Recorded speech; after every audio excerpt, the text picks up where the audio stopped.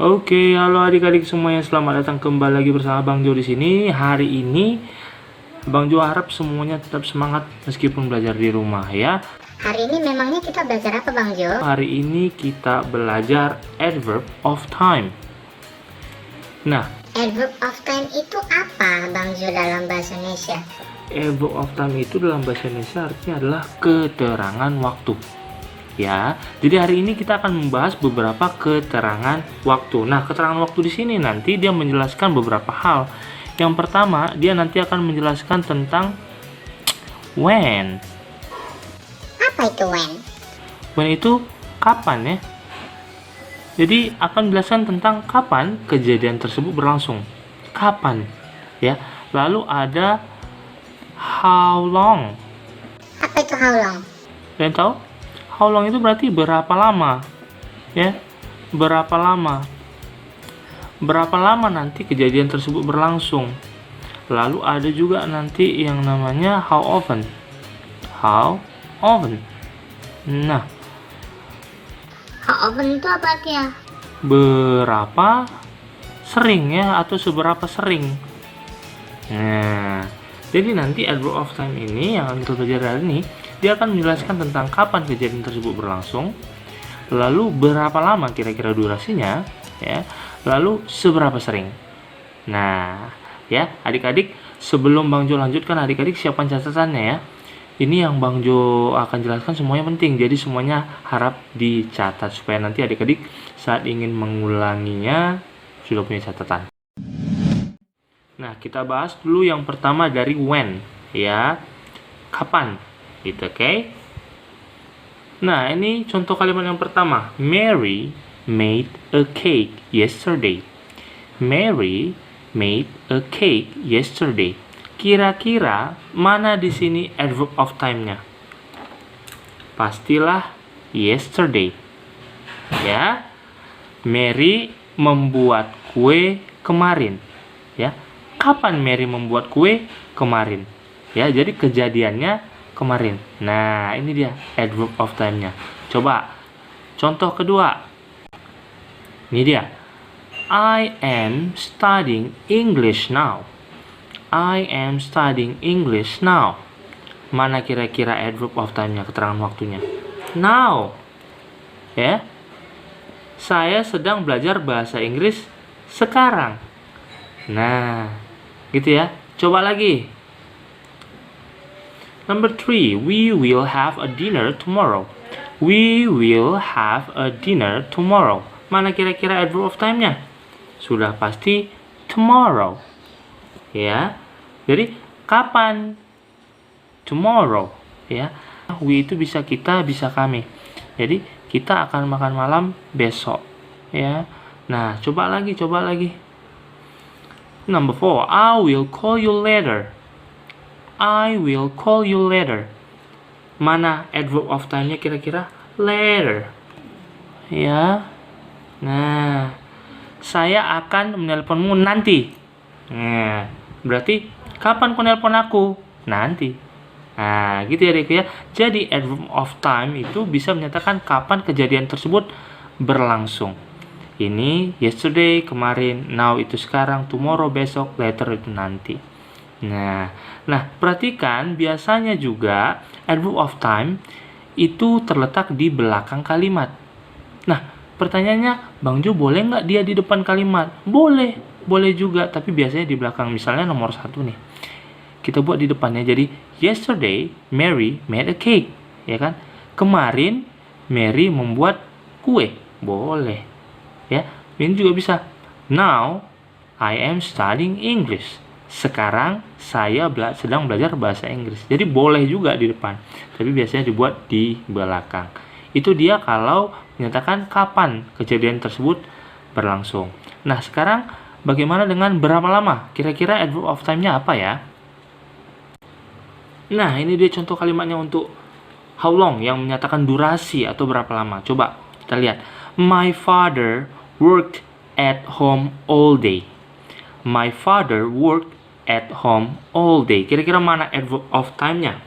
Nih, langsung nampak dia. Ya. Ayah saya bekerja di rumah sepanjang hari. Ya kan? Menyatakan berapa lama, menyatakan durasinya kan? Ayah saya bekerja di rumah sepanjang hari. Lagi Bang Jo, lagi contohnya. Oke. Nah, ini dia contoh kalimat yang nomor 2. My teacher has taught math since 2001. My teacher has taught math since 2001. Mana kira-kira adverb of time-nya? Bukan 2001, tapi since 2001 ya. Emang artinya apa Bang Jo? Guru saya sudah mengajar matematika sejak 2001. Ya. Guru saya sudah mengajar matematika sejak 2001. Berarti kalau sekarang 2020 berarti sudah berapa lama dia mengajar? 19 tahun, ya. Jadi since di sini juga memberikan keterangan tentang how long atau berapa lama kejadian tersebut sudah berlangsung. Lagi Bang Jo, lagi. Ore. Oke.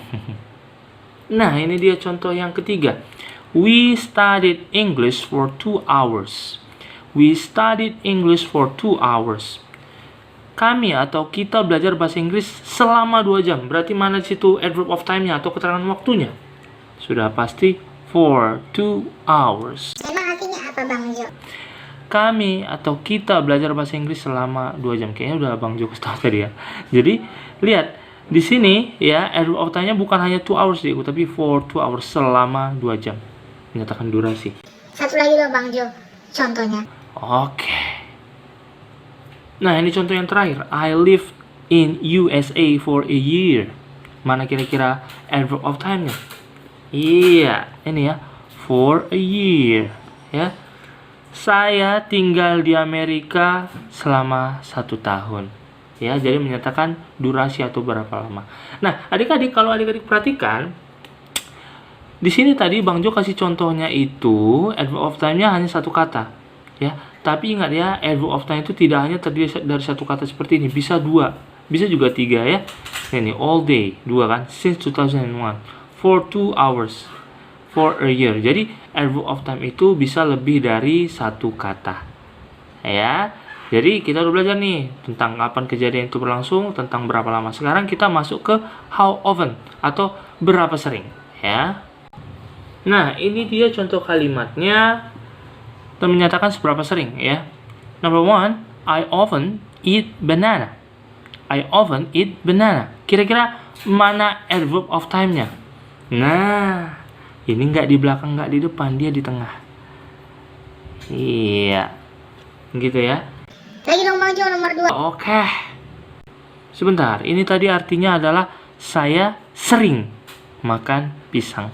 Udah tahu lah deh itu ya. Nah, sekarang number 2, my friend rarely lies. My friend rarely lies. Kira-kira mana adverb of time-nya? Nah, di sini kok. Nah, itu dia ya. Teman saya jarang berbohong. Siapa sih ini yang suka bohong? Nggak ada ya, pasti semua jujur ya. Teman saya jarang berbohong. Jadi adik-adik, kalau adik-adik lihat yang tadi, rata-rata itu adverb of time-nya dibuat di belakang atau di depan seperti contoh yang ini tadi ya. Tapi kalau dia menyatakan seberapa sering, dia letaknya di tengah. Atau lebih tepatnya lagi Dekku, dia letaknya sebelum kata kerja. Tengok, ini verb kan? Ini verb. Kata kerja. Ini juga verb. Ya. Tengok, dia letaknya sebelum kata kerja. Ya. Coba lagi Bang Jo. Oke, ini dia contoh nomor 3, agak panjang sedikit but that's okay. You must always wash your hands. You must always wash your hands. Kira-kira mana di sini adverb of time-nya? Sudah pastilah always. Ya. Kamu harus selalu mencuci tanganmu. Ya kan? Selalu di sini adalah adverb of time, keterangan waktu. Ya, emang Bang Jo dia letaknya di belakang verb. Iya dong. Ini kan verbnya wash, mencuci kan? Nah, itu dia ya. Kamu harus selalu mencuci tanganmu ya. Lagi corona cuci tangannya. Nah, sekarang Bang Jo bagaimana jika di kalimat itu tidak ada verb, tapi yang ada to be. Boleh kasih contohnya nggak? Boleh Dekku, perhatikan contoh berikut ini ya. Nah ini dia. I am seldom late. I am seldom late. Kira-kira mana adverb of time-nya? Ini. Seldom.